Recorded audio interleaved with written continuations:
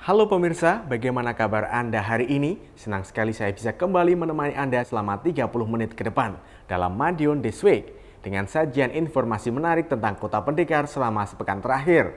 Madiun This Week dapat Anda simak di fanpage dan YouTube pemerintah Kota Madiun serta Madiun Today. Selain itu juga bisa Anda simak di 93 FM LPPL Radio Suara Madiun. Bersama saya Ben Chandra, inilah Madiun This Week selengkapnya. Persiapan pembukaan kembali Sunday Market di Taman Lalu Lintas Bantaran Kali Madiun terus dilakukan pemerintah Kota Madiun. Pembersihan hingga rapat koordinasi digelar agar pembukaan Sunday Market dalam rangka penerapan konsep New Normal dapat berjalan dengan baik. Penerapan tatanan kehidupan baru itu juga dilakukan di stasiun hingga kantor kedinasan di Kota Madiun. Persiapan pembukaan kembali Sunday Market di Taman Lalu Lintas Bantaran Kali Madiun terus dilakukan. Pembersihan dilakukan di kawasan tersebut Kamis 4 Juni kemarin. Pembersihan dirasa penting mengingat taman tersebut sudah vakum kegiatan sekitar 3 bulan terakhir. Pemerintah Kota Madiun memang berencana membuka kembali Sunday Market Minggu 7 Juni ini sebagai langkah awal konsep New Normal pandemi COVID-19. Wali Kota sengaja menerjunkan petugas gabungan lintas OPD untuk membersihkan taman. Fokusnya merapikan rumput. Beberapa ranting pohon juga dirapikan agar tidak mengganggu jalannya aktivitas jual beli nanti. Wali Kota menambahkan jumlah pedagang dan pembeli akan dibatasi. Saat ini yang diperbolehkan hanya 250 pedagang dan jarak antar pedagang diperlebar 1,5 sampai 2 meter. Selain itu, pedagang wajib menjalankan protokol kesehatan. Pedagang juga akan menggunakan sarung tangan dan face shield atau penutup wajah. Tempat cuci tangan juga ditambah. Wali Kota menginstruksikan terdapat 10 tempat cuci tangan di lokasi. Metode pembayaran juga mengedepankan cashless. Sedang pengunjung hanya diberlakukan satu pintu untuk keluar masuk. Setiap pengunjung dilakukan pemeriksaan suhu tubuh. Taman akan ditutup sekiranya pengunjung dirasa cukup ramai. Masyarakat yang ingin masuk harus menunggu pengunjung lain keluar. Wali Kota menyebut akan ada banyak petugas yang diterjunkan untuk mengatur hal tersebut.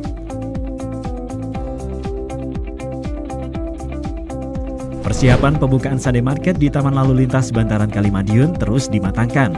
Setelah pembersihan lokasi, Wali Kota Madiun Maidi bersama Forpimda dan sejumlah kepala organisasi perangkat daerah atau OPD menggelar rapat koordinasi di lokasi Jumat 5 Juni kemarin.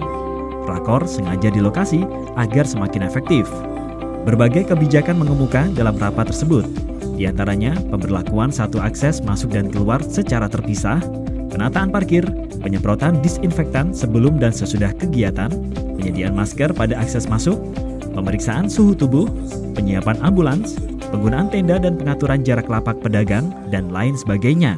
Wali Kota berharap kegiatan ekonomi dapat kembali berjalan dengan protokol tetap kesehatan COVID-19. Wali Kota menyebut pedagang dan pembeli wajib mematuhi aturan main. Mereka yang tidak mengindahkan akan ditindak harus meninggalkan lokasi.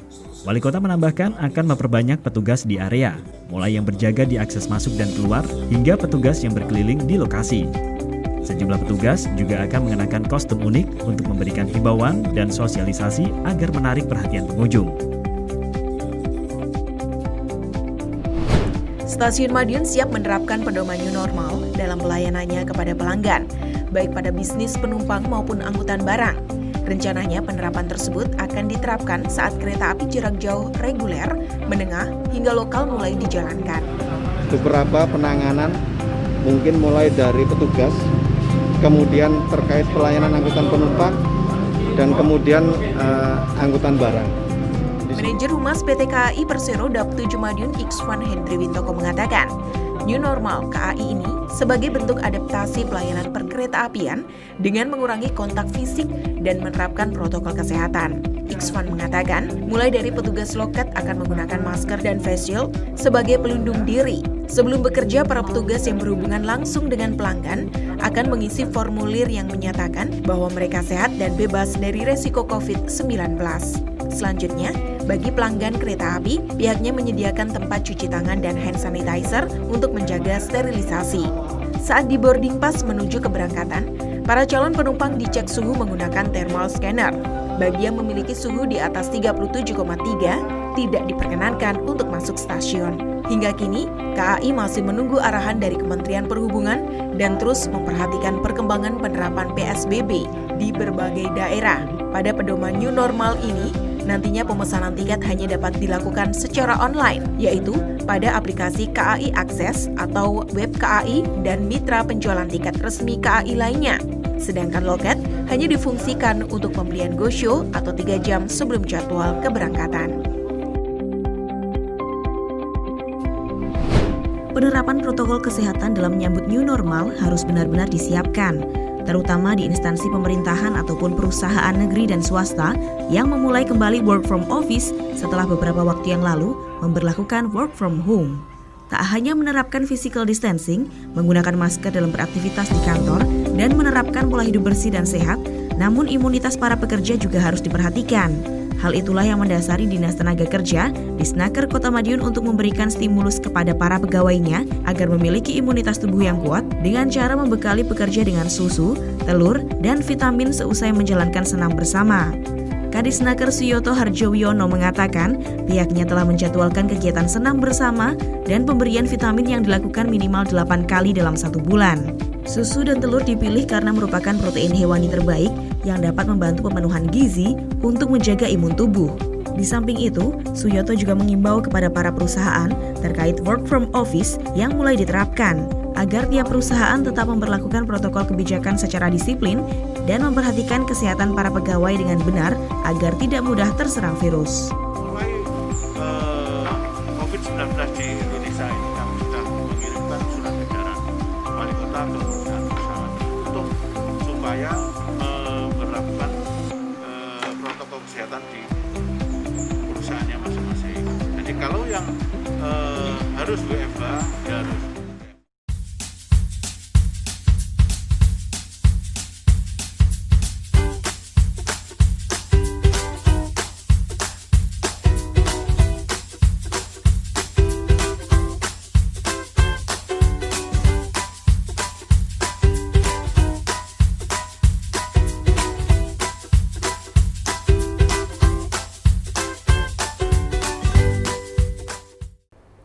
Giat penyaluran sembako dan peninjauan kesiapan posko COVID-19 di kelurahan yang dilakukan Wali Kota Madiun Maidi sambil bersepeda terus berlanjut. Wali Kota kembali berkeliling Kota Madiun dengan bersepeda dalam beberapa hari terakhir. Sementara itu, Wali Kota juga membagikan sembako kepada tukang becak di sela peninjauan proyek pembangunan Taman Sumber Umis. Informasi ini akan kami rangkai dengan berita verifikasi dan validasi data penerima bansos penanganan COVID-19 berikut ini. Bersepeda keliling kota hingga sampai ke daerah tetangga tengah gencar dilakukan Wali Kota Madiun Maidi belakangan ini. Saat akhir pekan, goes dilakukan tiap pagi dengan mengambil rute hingga luar kota. Hal itu sengaja dilakukan sekaligus untuk mencari bibit tanaman yang akan dipasang di taman kota. Sedangkan jika hari kerja dilaksanakan pada sore dan malam hari. Agenda rutin itu tak hanya dilakukan untuk menambah stamina, namun juga untuk memberikan bantuan sembako langsung kepada masyarakat. Ratusan bantuan paket sembako tersebut disalurkan kepada duafa di sejumlah kelurahan yang menjadi rute bersepeda. Kali ini, warga di Kampung Tangguh, Kelurahan Nambangan Lor, Nambangan Kidul, Manguharjo, Winongo, Ngegong, Sogaten, Patihan, Madiun Lor, dan Pangungangan. Wali Kota mengatakan dengan bersepeda dirinya bisa secara detail meninjau langsung masyarakat hingga masuk gang. Orang nomor 1 di Kota Madiun itu berharap melalui giat bersepeda yang dilakukannya mampu membantu masyarakat yang membutuhkan sekaligus meningkatkan sinergi antar OPD. Wali Kota Madiun Maidi kembali membagikan bingkisan bahan kebutuhan pokok kepada tukang becak. Kegiatan tersebut dilakukan sembari memantau proyek pembangunan Sungai Sumber Umis Jumat 5 Juni 2020. Bingkisan berupa beras 5 kg ini dibagikan di depan Balai Kota Madiun. Tukang becak yang ada di sekitar lokasi diminta untuk berbaris agar rapi serta menghindari kerumunan. Menurut Wali Kota, pembagian bantuan memang dilakukan secara bertahap. Harapannya dapat membantu masyarakat bertahan di tengah pandemi COVID-19. Setiap becak yang telah mendapatkan bantuan langsung diberi tanda dengan cat berwarna kuning. Hal ini sebagai upaya antisipasi agar tidak ada oknum yang memanfaatkan situasi sehingga mendapatkan jatah lebih dari 1 kali. Pada kesempatan itu, Wali Kota juga berpesan kepada masyarakat untuk bisa memanfaatkan bantuan dengan baik. Bagi warga yang merasa butuh namun belum mendapatkan, bisa mendatangi posko sembako di Rumah Dinas Wali Kota di Jalan Pahlawan. Wali Kota pun menghimbau kepada masyarakat yang mendapatkan bantuan untuk mendoakan Kota Madiun agar segera terbebas dari pandemi COVID-19, sehingga kehidupan masyarakat bisa kembali normal seperti sedia kala.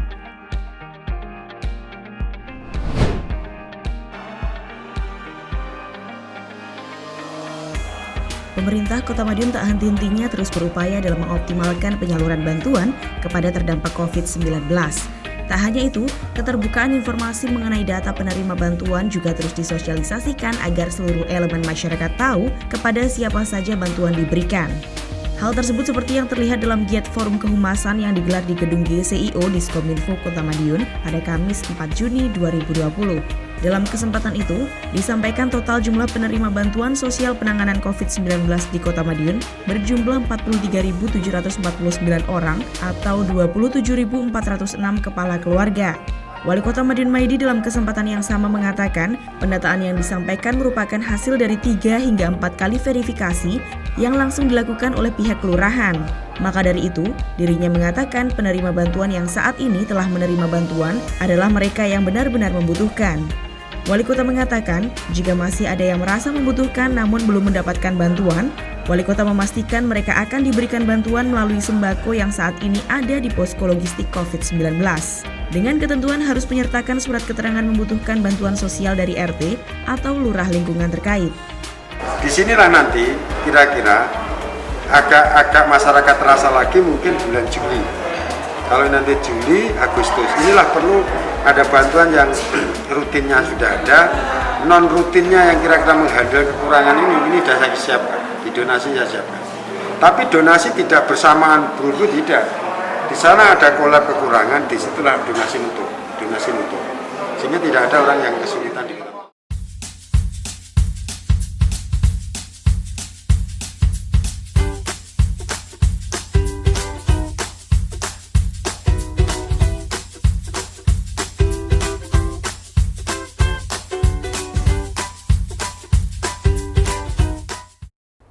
Lampu lalu lintas model lama sudah terpasang di Simpang 4 Tugu Kota Madiun. Pemerintah memang berencana mengembalikan Simpang 4 Tugu itu seperti tempo dahulu. Sementara itu, Wali Kota Madiun juga meninjau perkembangan pembangunan Taman Sumber Umis beberapa waktu yang lalu. Pembangunan fisik penunjang ekonomi memang terus berjalan di tengah pandemi biarpun secara perlahan. Lampu lalu lintas di Simpang 4 Tugu akhirnya terpasang. Pemasangan dilakukan Rabu 3 Juni kemarin. Pemasangan sengaja dilakukan malam hari, menunggu aktivitas lalu lintas sepi. Pemasangan lampu lalu lintas setinggi 5 meter itu baru rampung hingga Kamis dini hari. Salah satu ikon di kawasan Simpang 4 Tugu tersebut sudah dapat dinikmati masyarakat. Pemerintah Kota Madiun juga berencana menambahkan tugu 0 km nantinya. Kepala Dinas Perumahan dan Kawasan Permukiman Kota Madiun, Suko Dwi Handiarto mengatakan terdapat 4 unsur dasar penamaan tugu di kawasan tersebut, yakni tugu 0 km, lampu lalu lintas, tugu tiang listrik, dan bangunan tinggi yang kini dipakai toko bata. Bangunan tersebut masih ada hingga kini, hanya tertutup papan reklame. Informasinya, izin papan reklame tersebut tidak lagi diperpanjang. Suko menambahkan pihaknya akan segera berkoordinasi dengan Dinas Perhubungan terkait nyala lampu agar seragam dengan lampu lalu lintas yang sudah ada. Tentu hanya lampu dari arah utara dan barat yang dinyalakan, sedang arah timur dan selatan akan dimatikan. Suko menargetkan lampu lalu lintas yang dipesan dari Boyolali, Jawa Tengah itu segera bisa difungsikan.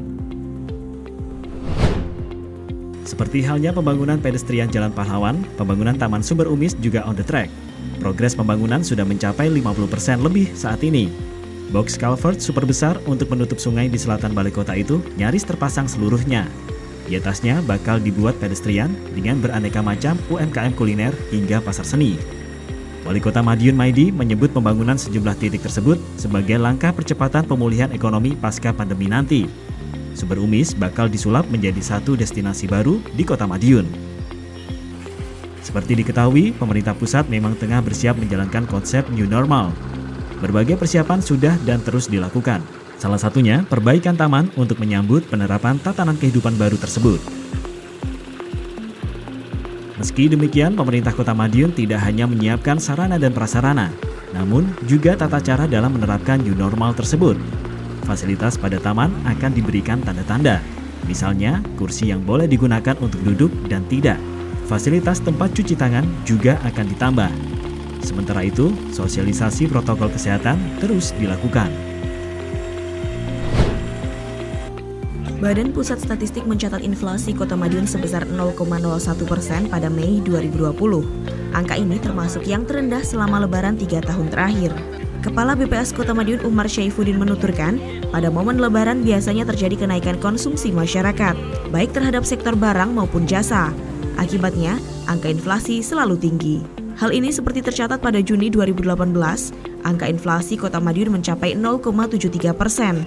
Sedangkan pada Mei 2019 mencapai 0,61%. Saya anggap masyarakat Kota Madiun sudah sangat interaktif, sudah sangat memahami benar sehingga kita bisa mencapai 40% itu jika dibandingkan dengan beberapa kabupaten kota yang ada di Jawa Timur yang perolehannya masih rendah. Secara umum, inflasi Kota Madiun termasuk terendah dibandingkan 7 kota atau kabupaten penghitung inflasi lainnya di Jawa Timur. Beberapa komoditas penyumbang inflasi diantaranya daging ayam ras dan bawang merah. Sedangkan komoditas penekan inflasi terdiri atas bahan makanan, diantaranya bawang putih, telur ayam ras, hingga gula pasir. Umar menyebut bahwa saat ini stok bahan kebutuhan pokok di pasaran aman hingga beberapa bulan ke depan. Sejumlah informasi menarik lain sudah kami siapkan untuk Anda yang terangkum dalam rubrik Flash News berikut ini.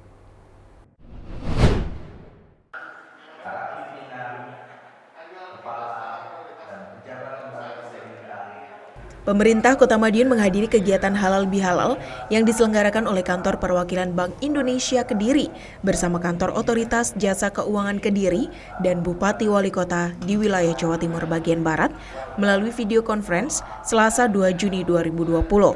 Tak hanya saling mengucapkan permohonan maaf lahir dan batin, kegiatan tersebut juga diisi dengan diskusi dan penyampaian usulan dari pemerintah daerah kepada Bank Indonesia Kediri. Kesempatan itu pun dimanfaatkan oleh Wali Kota Madiun, Maidi, untuk menyampaikan usulan agar Bank Indonesia Kediri segera menginventarisasi bahan kebutuhan yang diperlukan masyarakat. Wali Kota berharap tidak ada kelangkaan barang ketika new normal sudah diterapkan. Selain itu, Wali Kota juga menyampaikan usulan terkait adanya subsidi untuk menopang kesejahteraan peternak di wilayah Jawa Timur, terutama ketika terjadi penurunan harga. Dengan pola subsidi dari pemerintah, diharapkan masyarakat bisa menikmati penurunan harga. Tapi di sisi lain, peternak juga tidak mengalami kerugian. Sementara itu, Kepala Kantor Perwakilan Bank Indonesia Kediri, Sofian Kurnia, mengapresiasi usulan yang disampaikan oleh Wali Kota Maidi, serta berjanji akan segera menindaklanjuti usulan tersebut dengan pertemuan selanjutnya. Universitas Muhammadiyah Madiun memiliki pemimpin baru. Hal ini seiring dengan dilantiknya Mujahidin Esos, PPDI, MSI, MKPD sebagai rektor baru di lembaga pendidikan milik Muhammadiyah tersebut Sabtu 3 Juni 2020. Hadir dalam prosesi pelantikan tersebut, Wali Kota Madiun Maidi memberikan ucapan selamat kepada rektor terpilih. Universitas Muhammadiyah sebagai salah satu kampus di wilayah Kota Madiun diharapkan dapat semakin meningkatkan kualitasnya, sehingga bisa menjadi pilihan oleh anak-anak Kota Madiun dalam melanjutkan pendidikan ke jenjang yang lebih tinggi. Wali Kota juga berharap perkembangan mutu pendidikan di Universitas Muhammadiyah dapat berkontribusi bagi kemajuan Kota Madiun. Untuk itu, Pemkot Madiun terus berupaya menyediakan fasilitas pendidikan yang memadai, salah satunya ruang perpustakaan yang nyaman dan perpustakaan digital. Demikian sajian informasi kami minggu ini. Nantikan informasi menarik lainnya hanya di Madiun This Week yang hadir 2 kali dalam sepekan. Kami hadir di Minggu jam 6 petang dan Senin jam 8 pagi. Semoga informasi yang kami sajikan bermanfaat bagi kita semua. Tetap jaga kesehatan serta lindungi diri sendiri dan keluarga dari virus COVID-19 dengan menerapkan pola hidup bersih dan sehat. Saya Ben Chandra bersama tim yang bertugas undur diri. Minal aidin wal faizin, mohon maaf lahir dan batin. Salam Kota Pendekar dan tetap di rumah saja. Madiun This Week, sajian informasi inspirasi minggu ini.